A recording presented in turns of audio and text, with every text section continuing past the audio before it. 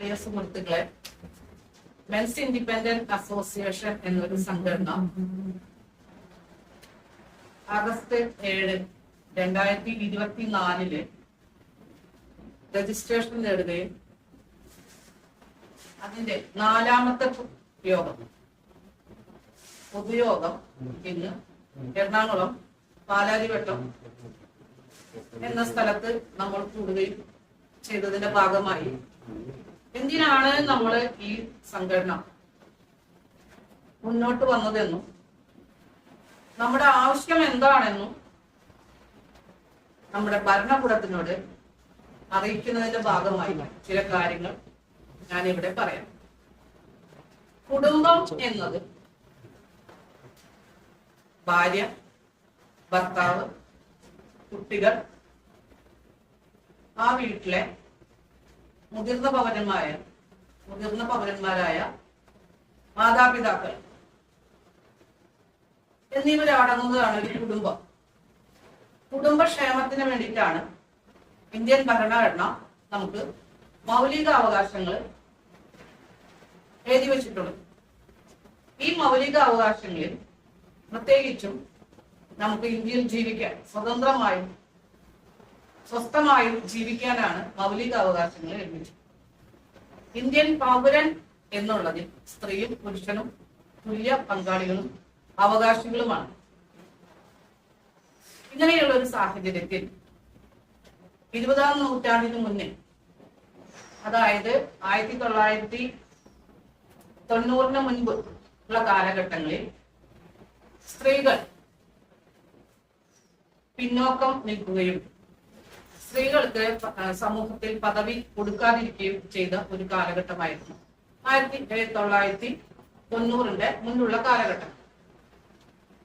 സ്ത്രീ വിദ്യാഭ്യാസ മേഖലയിലും തൊഴിൽ മേഖലയിലും ഭരണ മേഖലയിലും മറ്റെല്ലാ മേഖലയിലും കടന്നു വരാൻ പുരുഷനും സ്ത്രീയും അടങ്ങിയ സമൂഹം കയ്യൊപ്പ് ഇട്ടുകൊടുത്തതിന്റെ ഫലമായി തന്നെയാണ് സ്ത്രീ മുന്നോട്ട് വന്നത്. ഉദാഹരണം, സ്ത്രീകൾ അന്ന് ഡ്രൈവർമാരുണ്ടായില്ല, ലോക്കോ പൈലറ്റ്മാർ ഇല്ലല്ലോ, ഇല്ല. എല്ലാ മേഖലകളിലും, ശാസ്ത്ര മേഖലകളിലായാലും പുരുഷന്റെ ഒരു കെയറിങ് ഉള്ളത് കൊണ്ടാണ് വീട്ടുമുറ്റത്തുനിന്ന് മുതൽ ഭരണമേഖല വരെ സ്ത്രീ എത്തപ്പെട്ടത്. പുരുഷന്മാരുടെ വലിയൊരു കൈത്താങ്ങ് ഉണ്ട് എന്നുള്ളത് പല സ്ത്രീകളും മറന്നുപോയതിന്റെ പേരിലാണ് ഫെമിനിസ്റ്റ് എന്ന ചിന്താഗതിയിൽ അവർ വളർന്നത്. ആ വളർച്ചയാണ് കുടുംബത്തിന്റെ ക്ഷേമത്തിന്റെ തകർച്ച ഉണ്ടായത്.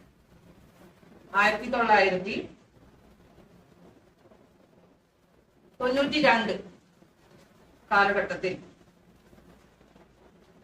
SC വിഭാഗത്തിൽപ്പെട്ട ബൻവാരി ദേവി ശൈശവ വിവാഹത്തെ എതിർത്തിരുന്നു. ആ സ്ത്രീ ശൈശവ വിവാഹത്തെ എതിർത്തത് സ്ത്രീയോ പുരുഷനോ എന്നല്ല, മനുഷ്യൻ എന്ന് നിങ്ങൾ ചിന്തിക്കേണ്ടതുണ്ട്. 15 വയസ്സിന് താഴെയുള്ള കുട്ടികളെ വിവാഹം ചെയ്തു കൊടുക്കുകയും പിന്നെ അവര് ഒരുപാട് ചെറുപ്പത്തിലെ പ്രസവം മൂലം അവരുടെ ആരോഗ്യാവസ്ഥകൾ നശിച്ചു പോവുകയും ചെയ്ത ഒരു അനാചാരത്തെ എതിർത്തത് സ്ത്രീയാണ്. ആ സ്ത്രീ ക്രൂരമായി ബലാത്സംഗം ചെയ്യപ്പെട്ടു. ഒരു ക്രൂരമായ ബലാത്സംഗത്തിന്റെ പേരിൽ 2013 ഭരണഘടന സ്വമേധയാണ് ആ കേസ് എടുത്ത് ഒരു നിയമത്തിലെ ഒരു അനുച്ഛേദനം രേഖപ്പെടുത്തി. ഇന്നത്തെ ഈ കാലഘട്ടത്തിൽ സുപ്രീം കോടതി മെയ് 3, 2024 498A എന്ന സ്ത്രീ സുരക്ഷാ നിയമത്തിൽ അനേകം കേസുകൾ കോടതിയിൽ വരുന്നത് മുഴുവനും വ്യാജമാണെന്ന് തെളിയുകയും നിരവധി പുരുഷന്മാർ ആത്മഹത്യ, മാനസിക തകർച്ച, സാമ്പത്തിക തകർച്ച, സാമൂഹിക തകർച്ച, അവരുടെ മാതാപിതാക്കൾ, വൃദ്ധമാതാപിതാക്കൾ മുന്നോട്ട് വരികയും അവരെ കോടതികളിൽ കയറ്റി ഇറക്കുകയും ഒക്കെ ചെയ്തതിന്റെ ഫലമായി അത് കള്ളക്കേസാണെന്ന് തെളിയുകയും അത് പുനഃപരിശോധിക്കണമെന്ന് BNS പറയുകയും 85, 86 എന്ന പുതിയ 498 പരിഷ്കൃത രൂപമാണ് 85-86 എന്ന നിയമം. ആ നിയമം പുനഃപരിശോധിക്കണമെന്ന് അറിയിക്കുകയും ചെയ്തു. എന്നാൽ പാർലമെന്റ് വിത്തൗട്ട് എനി ഷീൽഡ് യാതൊരു നടപടിയും എടുക്കാതെ അത് പാസ്സാക്കുകയാണ് ചെയ്തത്. 2014 അഗ്നേഷ് കുമാർ എന്ന ഒരു വ്യക്തി 498A എന്നുള്ള കള്ളക്കേസ് സുപ്രീം കോടതി വരെ എത്തുകയും സുപ്രീം കോടതിയിൽ അതുവരെ ഉണ്ടായിരുന്ന വിധി മാറ്റി എഴുതപ്പെടുകയും ചെയ്തു. അതെന്താണെന്ന് വെച്ചാല് ഒരു സ്ത്രീ കേസ് കൊടുത്താൽ ഉടൻ തന്നെ അറസ്റ്റ് ചെയ്യുകയാണ് 2014 മുമ്പ് വരെ ഉണ്ടായിരുന്ന കാലഘട്ടത്തിൽ നടന്നുകൊണ്ടിരുന്നത്. പക്ഷേ ആ അറസ്റ്റ് ഒഴിവായത് അഗ്നേഷ് കുമാറിന്റെ കേസാണ്. അച്ഛൻ ഗുപ്ത, അങ്ങനെ ഒരുപാട് ആളുകൾ. അങ്ങനെ നോക്കുമ്പോ ഇന്ത്യൻ സമൂഹത്തിലെ ഇന്ത്യൻ പൗര എന്ന് തന്നെയല്ല ഇന്ത്യൻ പൗരൻ, അവന്റെ അവകാശങ്ങൾ നിഷേധിച്ചുകൊണ്ട് മൗലിക അവകാശ നിഷേധം നടത്തിക്കൊണ്ടാണ് സ്ത്രീകളുടെ വനിതാ കമ്മീഷൻ, ഒരു കമ്മീഷൻ എന്ന് പറയുന്നത് എന്താണ്, സ്ത്രീകളുടെ പ്രശ്നങ്ങൾക്ക് പരിഹാരം കാണുവാനാണ്. അന്നൊരു സാഹചര്യം ഉണ്ടായിരുന്നു, സ്ത്രീകൾക്ക് മുന്നോട്ട് വരാൻ പറ്റായിക, ക്രൂരമായ ബലാത്സംഗം, ഇതെല്ലാം വന്നു. ആ സാഹചര്യത്തിലാണ് അങ്ങനെ ഒരു കമ്മീഷൻ വരികയും സ്ത്രീകൾക്ക് അനുകൂലമായ കുറെ നിയമങ്ങൾ നടപ്പിലാക്കുകയും ചെയ്തു.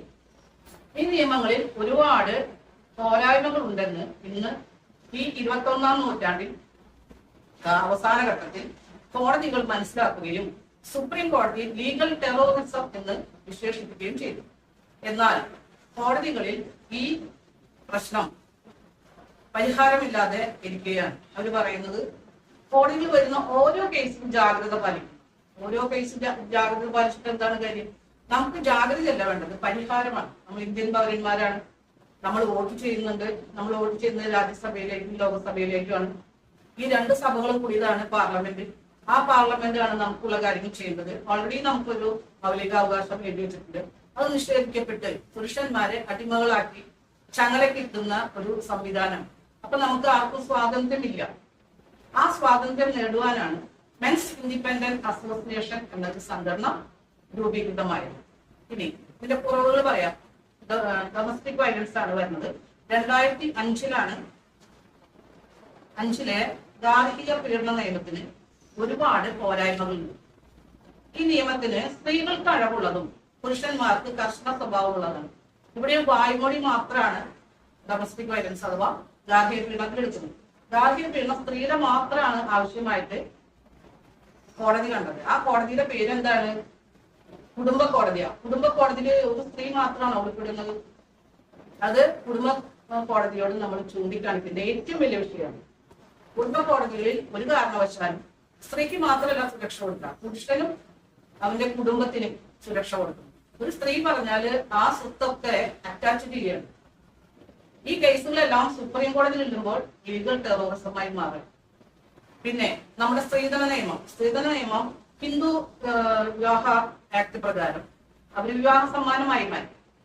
ആ വിവാഹ സമ്മാനം കോടതിയിൽ വരുമ്പോ പുരുഷൻ നൽകിയത് സ്ത്രീധനവും സ്ത്രീക്ക് പുരുഷൻ കൊടുത്ത് വിവാഹ സമ്മാനം മാത്രമായിട്ടിരിക്കുന്ന ഈ കള്ളത്തരം കുടുംബ കോടതിയിൽ നടക്കുന്നുണ്ട്. ആ കുടുംബ കോടതികളുടെ പോരായ്മകളാണ് പറയുന്നത്. നമ്മൾ പറയുന്നതല്ല, കേസുകളിൽ കൂടി നമ്മൾ കാണുന്നതാണ്. ഇനി ഒരു പുരുഷൻ വിവാഹം കഴിക്കും. ഭാരതത്തിലെ സ്ത്രീയുടെ ചാരിത്രം പുരുഷന്റെ സ്വകാര്യ സ്വത്താണെന്നാണ് 1900 എന്റെ അറിവില് 89-92 കാലഘട്ടങ്ങളിലൊക്കെ അത് തീരുമാനം വന്നിട്ടുണ്ടായിരുന്നു. ഈ കഴിഞ്ഞ ഒരു മെയ് ആഗസ്റ്റോടുകൂടെ ആ നിയമം ഉണ്ടായിരുന്നു.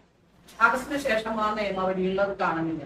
പുരുഷന്റെ സ്ത്രീയുടെ വിവാഹം കഴിച്ച സ്ത്രീ, അതായത് ഭാര്യ, ആ ഭാര്യയുടെ ചാരിത്രം പവിത്രമായിരിക്കണം. അത് സ്വകാര്യ സ്വത്താണ് പുരുഷന്റെ. അത് അപഹരിച്ച ആരുടെ പേരിലും കേസ് ചാർജ് ചെയ്യണം എന്നുള്ളതാണ്. അതിന് വൃത്തികെട്ടതാണ് എങ്കിലും അതിനേക്കാൾ മോശമായി ഇപ്പോഴത്തെ വിധി.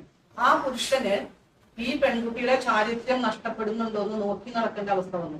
പ്രണയിക്കാം, കാമുകിയാവാം ഭാര്യയ്ക്ക്, ആരെ കൂടെയും രാവും പകലും പോവാം. അപ്പോ എങ്ങനെ ചാരിത്രം നഷ്ടപ്പെട്ടു എന്ന് പുരുഷൻ കണ്ടുപിടിക്കും? പുരുഷൻ ക്യാമറ വെക്കാനോ അല്ലെങ്കിൽ പ്രത്യേകം ലോക്കിടാനോ ഈ അവയവങ്ങളിലൊന്നും സാധിക്കില്ല. പച്ചയായ സത്യം ഞാൻ പറയുന്നു. ലൈംഗിക അവയവങ്ങൾ കൊണ്ടാണല്ലോ ലൈംഗിക ബന്ധങ്ങൾ നടക്കുന്നത്. അവിടെ എവിടെയെങ്കിലും ലോക്ക് ചെയ്യാൻ പറ്റുമോ പുരുഷന്? അങ്ങനെ ഒരു നമ്പർ ലോക്ക് കോടതി തന്നിട്ടുണ്ടോ? ആർക്കും തന്നിട്ടില്ല. ഇനി അവിടെ ഒരു ക്യാമറ ഫിറ്റ് ചെയ്യാൻ കൊടുത്തിട്ടുണ്ടോ? അതുമില്ല. പിന്നെ എങ്ങനെ ഇത് ശരിയാക്കും എന്ന് കോടതിയോട് അങ്ങോട്ട് ചോദിക്കാൻ നമുക്ക് സംഘടനകളിൽ കൂടെ മാത്രമേ ചോദിക്കാൻ പറ്റൂ.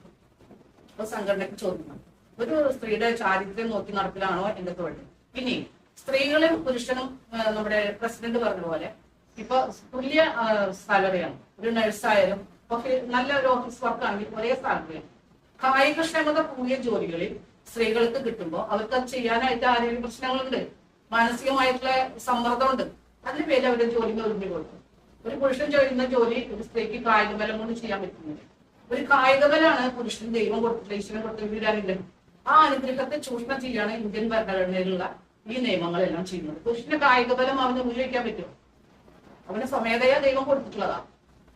അത് ഇത്രയും കെയറിങ് കൊടുത്തു പുരുഷൻ സ്ത്രീകൾക്ക്. ഞങ്ങൾ സ്ത്രീകൾ തന്നെ ഇപ്പൊ സ്ത്രീകൾക്ക് ഒരു നിയമം എന്ന് പറയുമ്പോൾ വയസ്സായ ഞങ്ങളിപ്പോ 3 പേരുണ്ട് അമ്മമാർ. ഞങ്ങൾ ഞങ്ങളുടെ മക്കളെ വളർത്തി കൊണ്ടുവരിക എന്ന് പറഞ്ഞാൽ ഒരുപാട് കഷ്ടപ്പാടുണ്ട്. ഞങ്ങൾക്ക് ജോലിക്ക് പോയിരുന്നവരാ. ഞങ്ങളുടെ മക്കളെ വളർത്തി കൊണ്ടുവരാൻ നല്ല കഷ്ടപ്പാട് ഞങ്ങൾക്ക്. തീയിലും വെള്ളത്തിലും ആപത്തിലും ഒന്നും പോവാതെ കുട്ടികളെ വളർത്തിക്കൊണ്ട് അവർക്കൊരു വിവാഹം നടത്തി കഴിയുമ്പോൾ ഇപ്പത്തെ അനർത്ഥമായ പെൺകുട്ടികൾ, ജോലി ചെയ്യാൻ മടിയുള്ള പെൺകുട്ടികൾ, ഒരുപാട് ആർഭാട ജീവിതം നയിക്കുന്ന പെൺകുട്ടികൾ, അതിന്റെ വരുമാനം ഭർത്താവിൻ്റെത് കിട്ടാതാവുമ്പോ ഈ ഭർത്താവിനെ ഒറ്റയ്ക്ക് കൊണ്ടുപോയി പീഡിപ്പിക്കാൻ പറ്റാണ്ടാവുമ്പോ അച്ഛനും അമ്മ എങ്ങനെ ഡിസ്പോസ് ചെയ്യാം? അതാണ് ഈ പെൺകുട്ടികൾ ചിന്തിക്കുന്നത്. അതിന് ഞങ്ങളുടെ പേരിൽ കള്ളക്കേസ് കൊടുക്കുക. ആ കള്ളക്കേസ് നൽകുന്നത് ലീഗൽ ടെററിസം എന്ന് പറയുന്ന സുപ്രീം കോടതി വഴിയാണ്. ഇപ്പൊ പോരായ്മകൾ ഒരുപാടുണ്ട്. 498 ഒരു പ്രത്യേകത, പുരുഷന് ഒരു ഒന്നും കൊടുക്കാൻ പറ്റില്ല.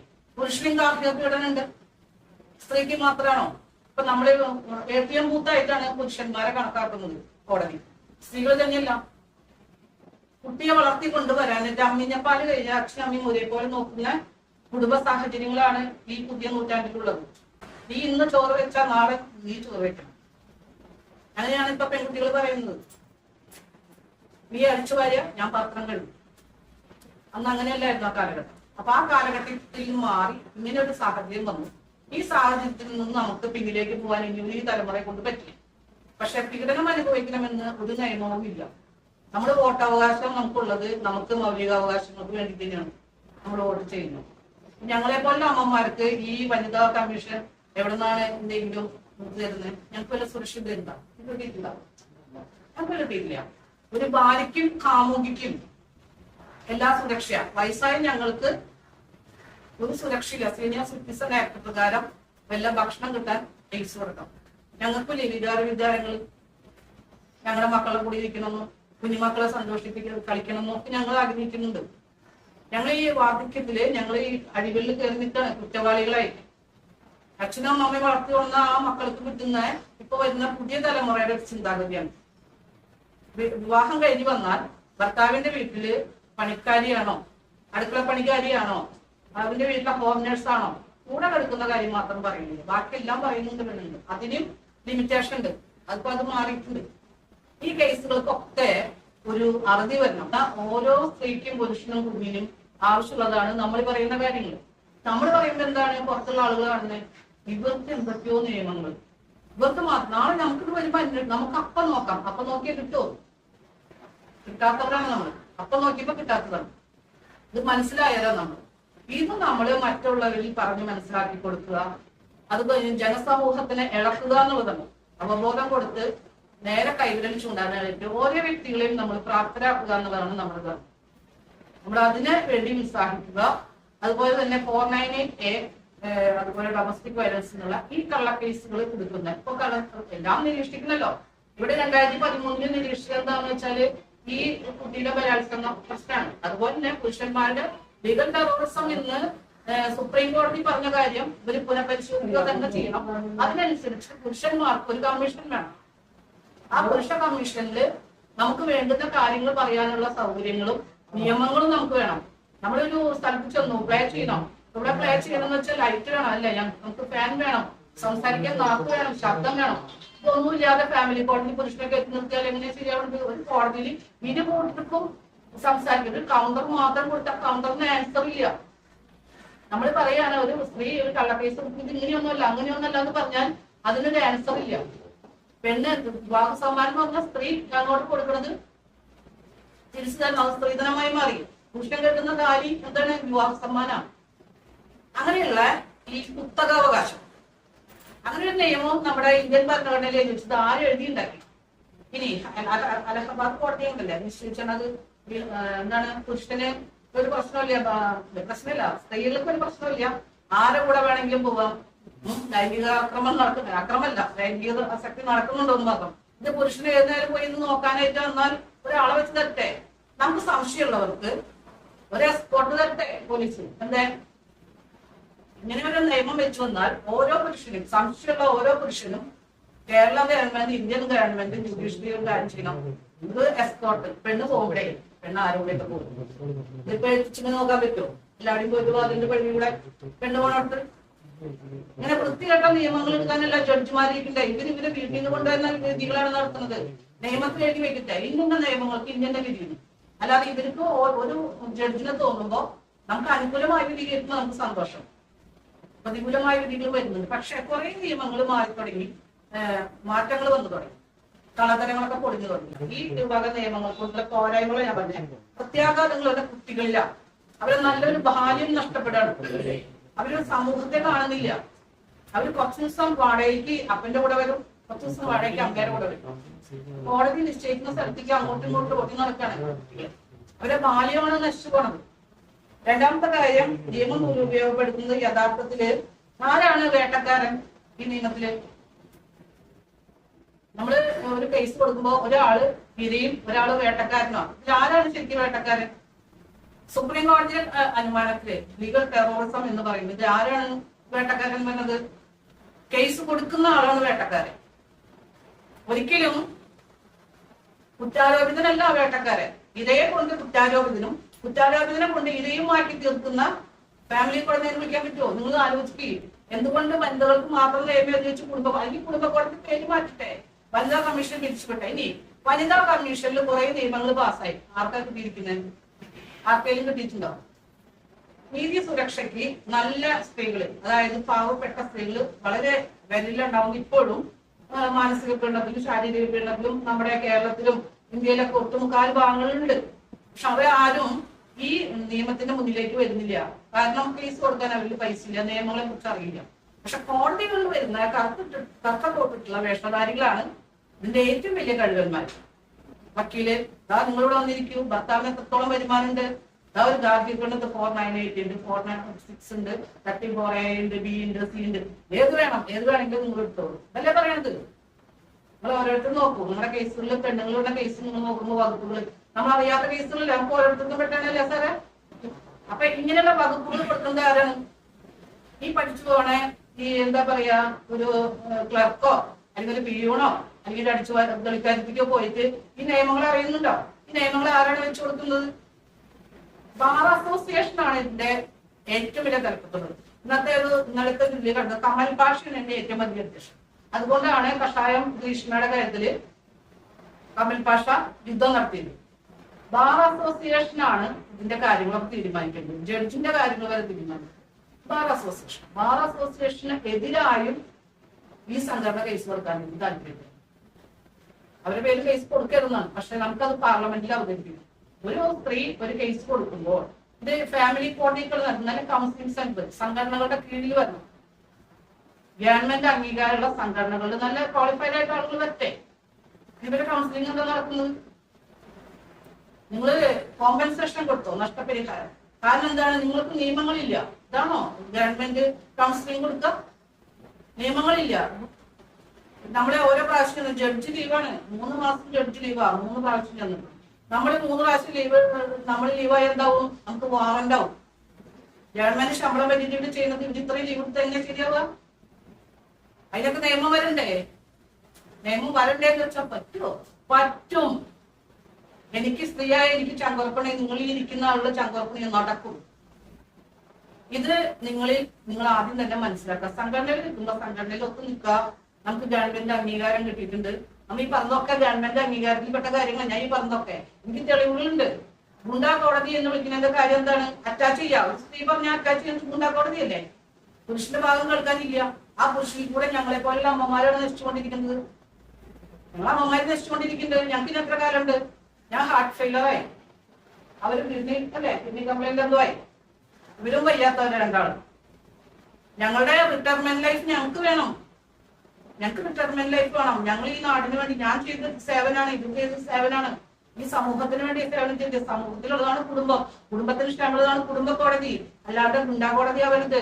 പുരുഷന് എന്തെങ്കിലും ആനുകൂല്യം തരണം, അല്ലെങ്കിൽ പിന്നെ പുരുഷന്റെ വോട്ടവകാശം എടുത്തു കളയുക.